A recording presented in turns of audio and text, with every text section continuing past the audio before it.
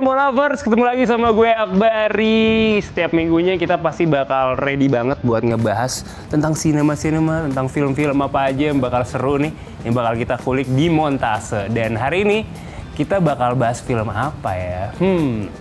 Di sebelah saya ini udah ada seorang aktris yang spektrum actingnya tuh udah nggak perlu diraguin lagi. So everybody, please welcome, this is Ayushita. Yeay. Apa kabar, Ay? Baik sekali. Kita dulu sekantor ya. Betul. Iya, sempat ngantor loh. 2019, 2020 ya? Iya. Benar-benar. Benar. Era-era. Oh, menjelang pandemi banget ya. Iya. Lagi deg-degan. Iya. Habis itu sempat yang kayak siaran tapi pakai masker dan ada ininya apa? Sekat-sekat. Iya, gitu kan. benar. Kayak wartel. Iya, kayak wartel. Distancing banget. Itu kocak banget sih. Tapi gimana kabar sekarang? Baik.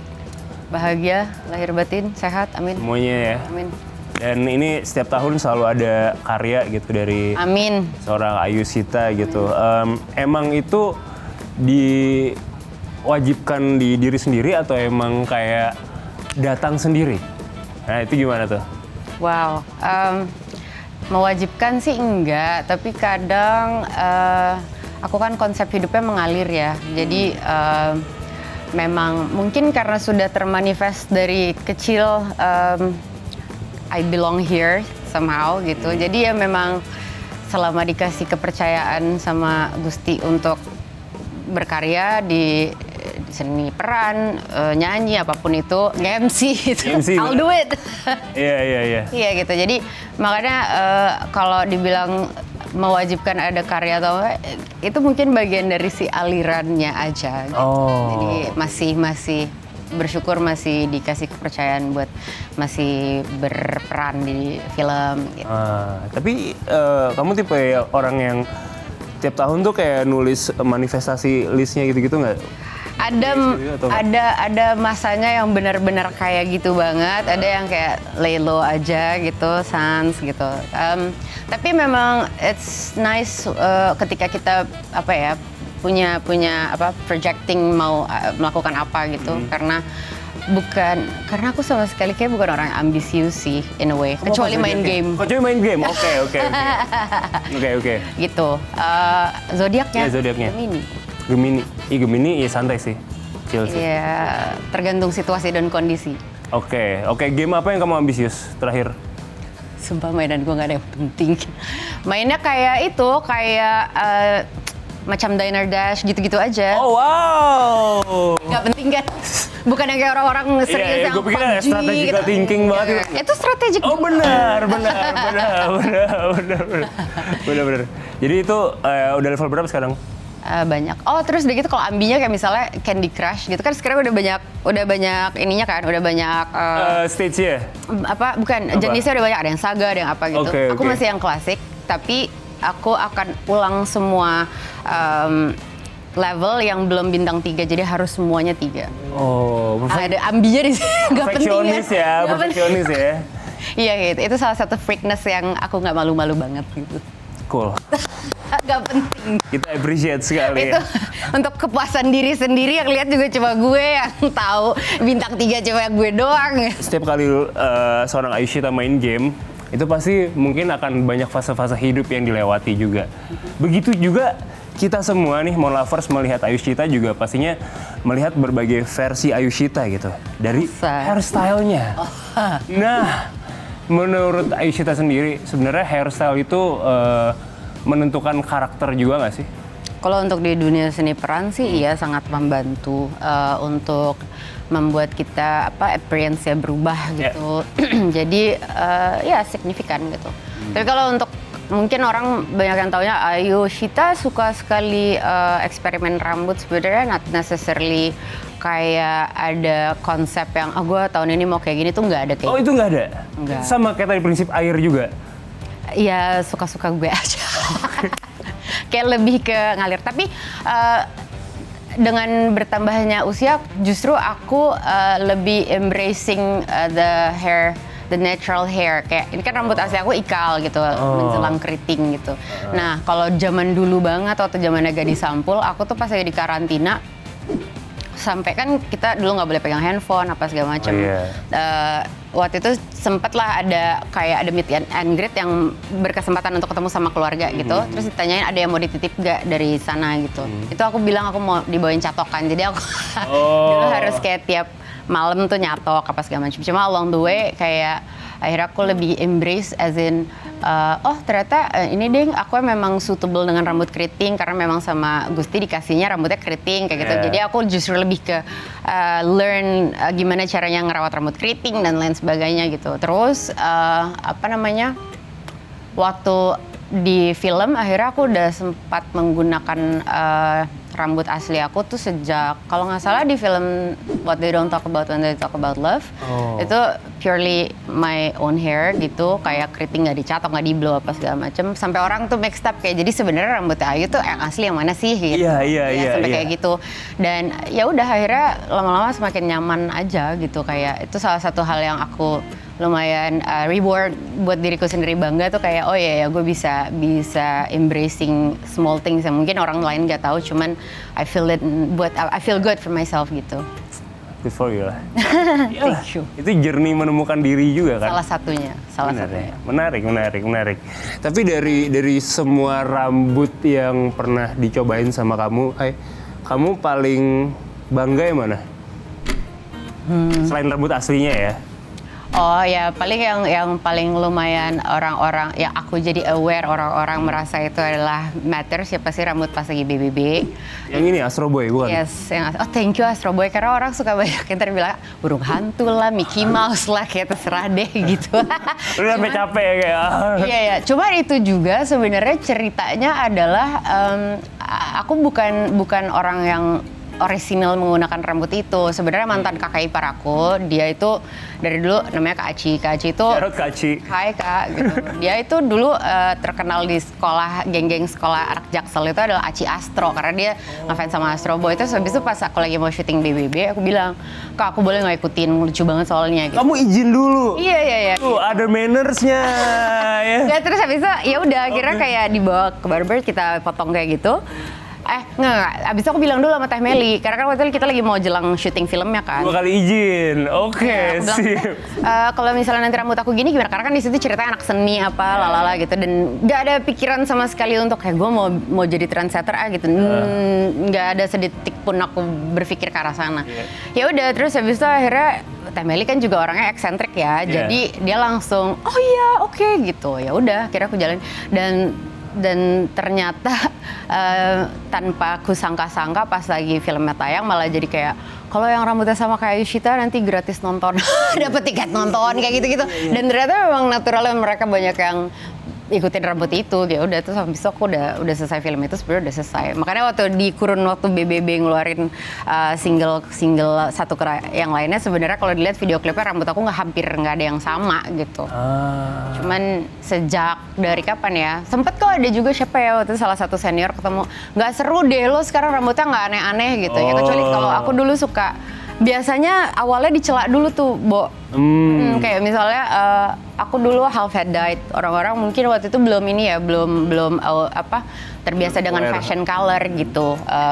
Terus aku waktu itu half head dyed itu warnanya turquoise. Terus itu tahun 2012 akhir 2013. Terus aku pakai untuk pas lagi launching album aku Morning Sugar. Terus kebetulan juga buat promo film, jadi foto-foto di cover majalahnya tuh pas itu, jadi makanya orang jadi aware lagi kayak rambut Ayu baru lagi gitu. Sebenarnya emang karena itu sebenarnya buat kepuasan diri aku sendiri aja sih. Dan most of the time dulu aku kalau misalnya udah selesai film apa kayak gue pengen refresh ganti rambut apa gitu for myself gitu. Ya udah, terus tapi ternyata it looks fun gitu. Tapi sampai akhirnya aku kayak bosan terus tuh aku bondolin. Jadi kayak lebih suka-suka aku. Akhirnya aku panjangin rambut itu mungkin sejak setelah film Kartini deh.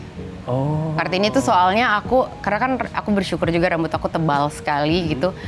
Sampai detik ini aku nggak pernah karena gue Jawa banget ya gitu. Jadi kalau misalnya tiap kali lagi ada acara adat di keluarga, aku sampai detik ini nggak pernah pakai rambut orang lain, maksudnya nggak pernah pakai Nggak pernah hairpiece. extension gitu-gitu ya? Dan maksudnya sanggul. Oh, sanggul. Oh. Sanggul Jawa tuh aku selalu kayak Sendiri? pakai rambut aku sendiri gitu. Ya karena itu udah banyak banget rambutnya. Gitu. Jadi itu kayak misalnya orang suka bilang kayak rambutnya luas ya, sanggulnya luas ya gitu. Ya karena aku pakai rambut aku sendiri gitu. Oh my God. Nah sebenarnya salah satu yang menginspirasi untuk keep my hair long itu waktu pas dari Kartini, karena aku ngerasa setiap kali aku lagi pakai sanggul apa segala macam, it's way easier kalau misalnya pakai rambut sendiri daripada pakai. Kadang-kadang Iket suka males kalau pakai sanggul yang nyawa gitu kan, kita nggak tahu udah disimpan berapa lama. Bau gitu ya. Ya nggak bau juga sih, cuman ya gitu aja. Secure aja ya. Kayak aku lebih ngerasa nyaman dengan rambut aku sendiri. Menarik. Terima kasih loh atas penjelasannya. Seru banget. Tapi memang rambut Ayushita yang Astro Boy itu emang ikoniknya setara Ronaldo yang kayak gini. Ronaldo Nazario itu setara itu di era yang sama. Lebay banget. Itu setara, ikoniknya setara guys. Jadi kayak ya lu udah pernah ada zaman sih itu.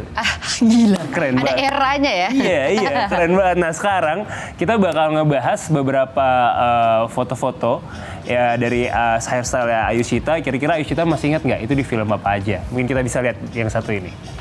Nah, Losmen Bubroto. Losmen Bubroto. Ini rambutnya termasuk gampang atau susah? Gampang. Gampang ya. Yang susah sebenarnya hairstylist sih, karena mereka biasanya suka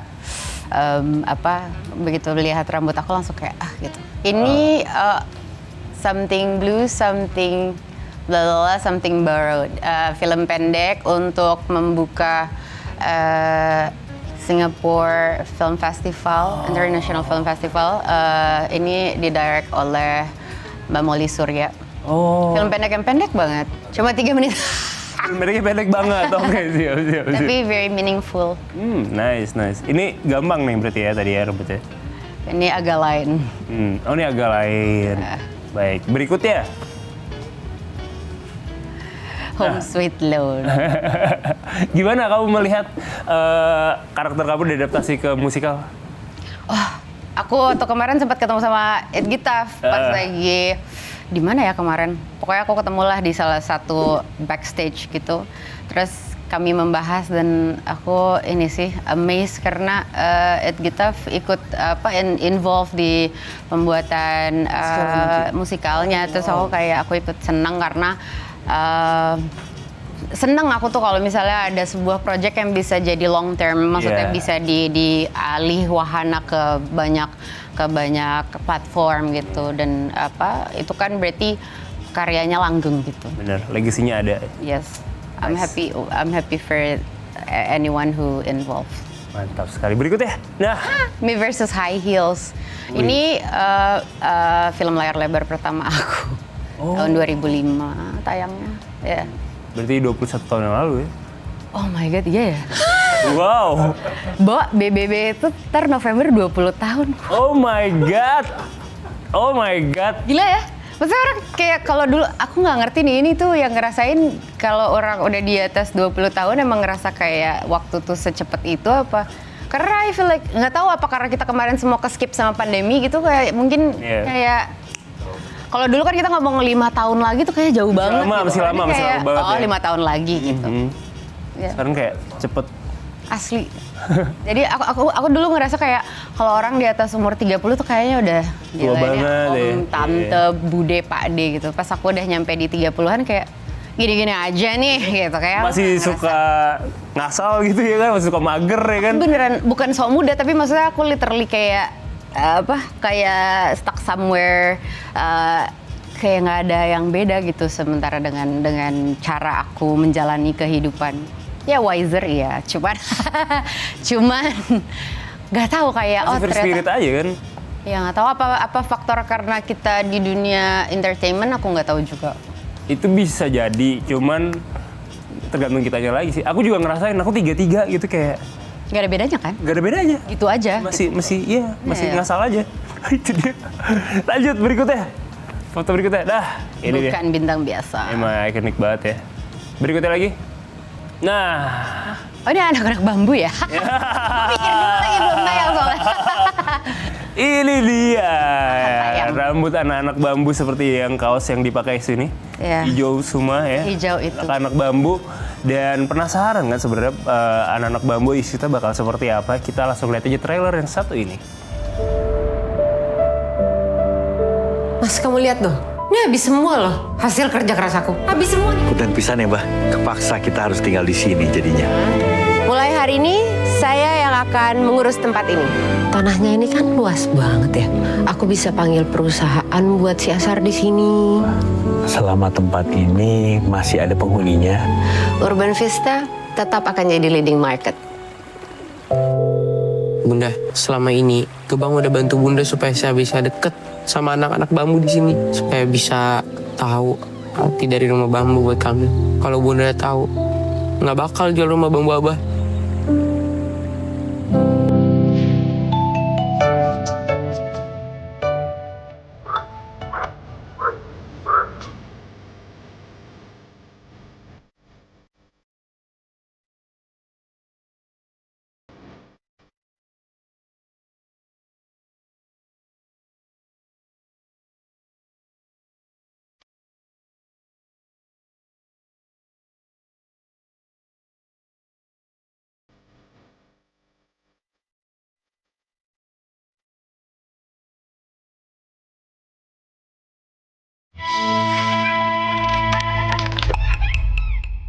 Itu dia trailer anak-anak bambu.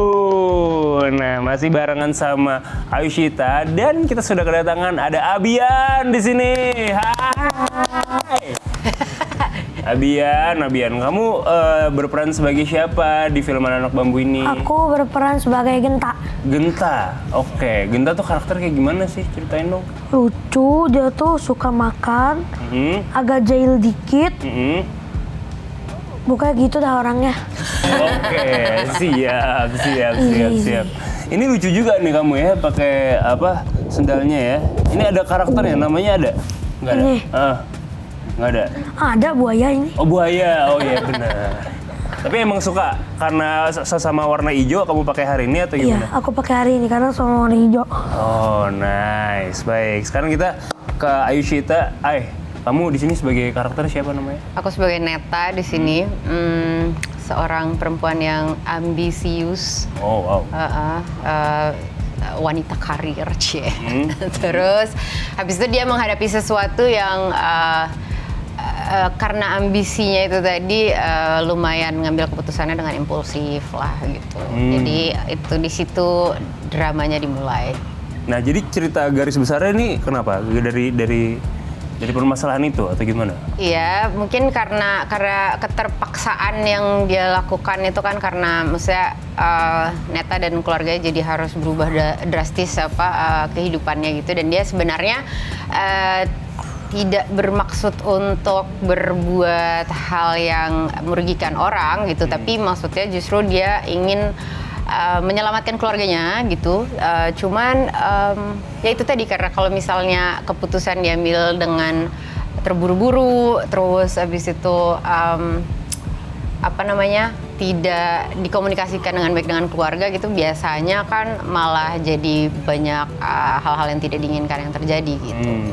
Tapi menurutku kenapa menarik karena ternyata dia sebagai sosok Neta yang sangat berkarir itu akhirnya menemukan in a way spiritual journey-nya dia sendirilah gitu untuk melihat dunia dari cara yang berbeda dari yang dia biasanya gitu. Karena kan biasanya orang kayak gitu ya, maksudnya harus kejeduk dulu baru kayak aku sadar gitu. Bener. Mungkin gitu. Baru awaken tuh, gini. Baru tiba-tiba olahraga ya kan? Bisa. Benar-benar. Nah, tapi kalau tadi kita ngelihat trailernya ini juga cukup seru sih ya, kayak ngelihat setnya tuh benar-benar kebayang kayak di negeri beda gitu. Negeri bambu. Negeri bambu, iya. Beda, itu gimana setnya? Boleh ceritain nggak?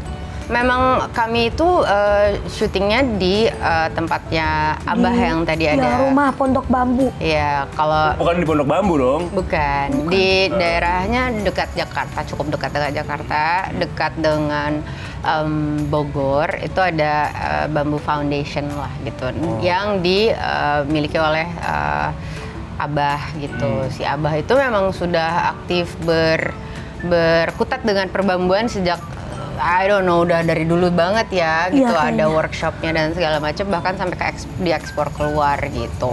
Wow. Jadi ya disitulah yang menariknya. Jadi makanya pas lagi datang ke lokasi syutingnya itu benar-benar otentik karena memang kami yang datang ke tempatnya Abah gitu. Benar-benar semuanya dari bambu dan apa ya, in a way kita juga jadi melihat bahwa oh iya ya, bambu itu adalah sebuah tanaman yang bisa digunakan untuk banyak sekali manfaatnya gitu kan. Jadi dan jenis-jenisnya juga banyak banget ya. Banyak, Bian. banyak. Kamu belajar juga kemarin? Banyak banget. Apa yang kamu ingat? Enggak, kita bukan ujian, tenang aja, lanjut. Lupa. Gak apa-apa. Iya, jadi rumah-rumahnya kan kamarnya semuanya hiasannya dari bambu. Iya. Terus habis itu dikaryakan semuanya gitu. Terus yang lucu di sana kayak misalnya aku juga lupa ya bambunya jenis apa tuh ada tulisannya. Ingat nggak? Iya, Yang iya. di depan ruangannya Di, kita. di bawahnya itu di dekat tanamannya ada tulisan gitu depan. Oh, Latin-Latinnya, nama Latinnya Iya. gitu. Oh, nice. Itu juga susah dihafalin Menarik, sih. menarik. Terus kita bisa tanya AI aja kalau itu ya. Bisa. Nah, tapi kenapa sebenarnya memilih bambu jadi tema utama gitu, dan kenapa harus di rumah Abah yang bambu ini? Kalau philosophical dari si bambu itu sendiri ya apa ya, kita tuh sebagai makhluk hidup intinya harus bisa bermanfaat untuk satu sama lain, intinya seperti itu gitu. Dan bambu itu yang di highlight adalah kokoh tapi tidak kaku. Jadi masih bisa dibentuk, maksudnya kalau kayu kan mungkin patah gitu ya. Kalau misalnya bambu karena dia bisa tumbuh terus besar gitu, kuat sekali akarnya dan lain sebagainya. Tapi itu dia masih bisa bend over, so masih bisa dikaryakan, masih bisa dipahat lah. Kalau misalnya manusia tuh kayak walaupun jadi seseorang yang kuat tuh, tapi masih tetap mau dikritik, mau dikasih masukan, mau belajar, seperti itulah kurang lebih. Itu penting sih. Baik. Nah, kalau dari Abian sendiri, kamu pas selama syuting anak-anak bambu ini paling sering nongkrongnya sama siapa di set? Sama semuanya, karena semuanya baik dan ramah. Tapi paling sayang sama siapa? 2. 3 deh, 3. Ya ada, boleh tiga. 3 ya. Sama kodok. Bukan dong. Gebang, Adiat, Firzadi yang jadi Bima, sama satu lagi Davin ada jadi Ali. Kayu Aku nggak masuk. terpilih. Boleh.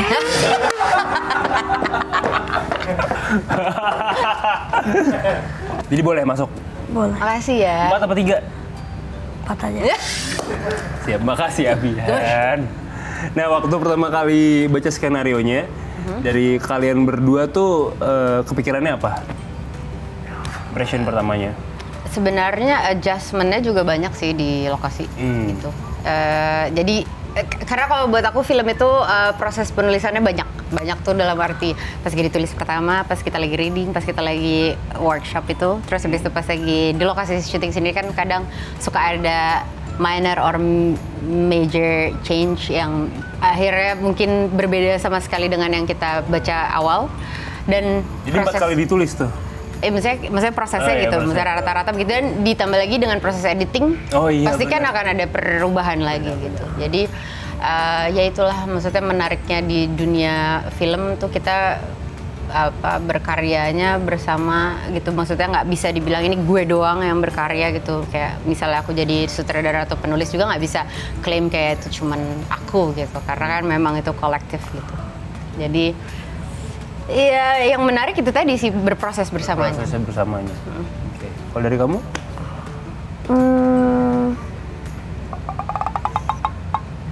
Apa tadi pertanyaannya? Nah, kamu pertama kali baca skenario. Kamu pertama kali baca skenario nih, ya kan? Yang kepikiran di kamu apa dari skenario anak-anak bambu? Yang menarik buat kamu? Iya. Kenapa pengen main gitu Karena ceritanya? aku suka film yang ada keluarganya. Terus juga film ini tuh seru.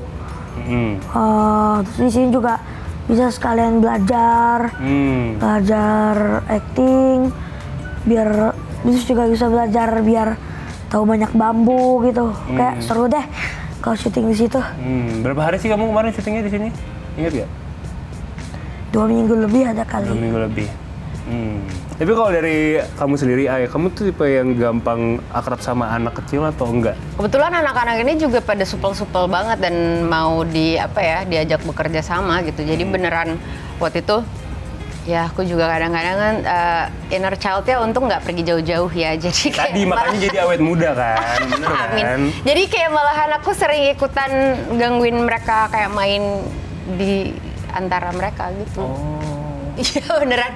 Apalah kayak misalnya ikutan ngerjain mereka gitu. Tapi cuma kadang-kadang doang kan. Atau ngantar kita jajan apa gitu. Karena kan ya biasa ya sering terjadi di dia kan. Kayak apa yang bisa dipesen ya gitu. Terus kayak ntar kita makan rame-rame, jajan-jajan. Baik. Abian, kamu masih ingat gak satu dialog yang ada di film Anak-anak Bambu? Dialog. Boleh nggak Kalau peragain? dialog aku lupa. Kalau scene aku ingat. Boleh. Satu scene deh. Satu scene yang paling aku ingat. Yang kamu ingat ya, boleh nggak diperagain? Yang main kodok lah. Boleh dong, peragain dikit. Biar Mon Lovers tahu nih. Ada di trailer ya? Ada. Ada. Ada. Ada. Jadi Kamu takut nggak waktu itu sama kodoknya? Enggak. Pertama takut, tapi dipaksa Om Sunu. Dipaksa. Halo Om Dian Sunu. Habis itu aku megang, rasanya itu aneh banget. Bawahnya lembut kayak kulit. Kayak iguana, mirip kayak iguana. Di situ ininya Dingin keras. nggak? Iya dingin. Kayak jelly dipakein kulit. Tapi kodoknya baik sama kamu? Baik. Oke. Tapi udah nggak jijik sama kodok berarti sekarang? Masih dikit. Oh iya. Berarti kalau nanti syuting lagi sama Om Sunu baru megang kodok lagi ya? Berarti Om Sunu film lagi ya? Kalau Abian sendiri yang paling memorable selama syuting selain tadi katak apa? Makan tempe. Makan tempe? Nyuri tempe. Nyuri tempe. Oh, oke. Adegannya nyuri tempe. Adegannya nyuri Iya tempe? yang Pak Pohindun sama Po Harum tuh lagi masak. Lagi berantem, habis itu aku ambil tempenya, aku kabur, aku makan di tukang sayur. Oh. Tempe di lokasi syuting enak? Enak. Oh enak, tetap enak ya? Enak. Oke. Berarti kamu berharap itu adegannya diulang-ulang terus dong? Iya. Terima kasih atas kejujurannya. Oke. Baik, sekarang boleh dong dari Abian, dari Ayu kasih tahu kenapa harus menonton Anak-anak Bambu di bioskop. Kenapa? Karena film ini itu punya kesan yang baik. Habis itu film ini juga seru. Habis itu film ini tadi ngomong apa ya? Ya, film ini Apa? tuh seru. Habis itu cocok buat dinonton dinonton oleh keluarga. Habis itu pokoknya seru banget lah film ini. Kalau dari Ayu, terakhir Ay, boleh? Kenapa kita harus segera menonton Anak-anak Bambu di bioskop? Karena untuk melihat keriaan anak-anak ini, karena mereka solid banget sih, lucu gitu ya. Maksudnya dengan permainan mereka satu sama lain. Ada berantem kecilnya. Oh, ada mereka berantem. Oh. Ada. Ada, Oke, dikit-dikit ya gitu. Tapi justru itu kayaknya yang bikin apa? Jadi bonding Makin juga gitu. Terus habis itu tapi bentar mereka cepet make up lagi. Terus aku inget banget hari terakhir syuting drama banget, nangis-nangis kayak nanti kita kapan ketemu lagi. Padahal kan mau promo ya. Akhirnya waktu itu tetap jadi pada pergi rame-rame lagi. Iya, pas nggak? kapan? Habis syuting, nggak jadi. Enggak, kata aku waktu pertama syuting itu, kata Oma Elvi, nanti tuh bakal berenang, tapi gak jadi. Oh, tidak terjadi. Nanti ditagih aja ya janjinya ya. Iya. Lucu banget. Oke, itu dia ya. Jadi langsung aja nonton di bioskop terdekat kalian, Anak-anak Bambu. So, saya Akbari. Saya Aisyita. Aku Abian. Kita pamit undur diri. Sampai ketemu di episode Montase berikut ya. Bye-bye. Bye-bye.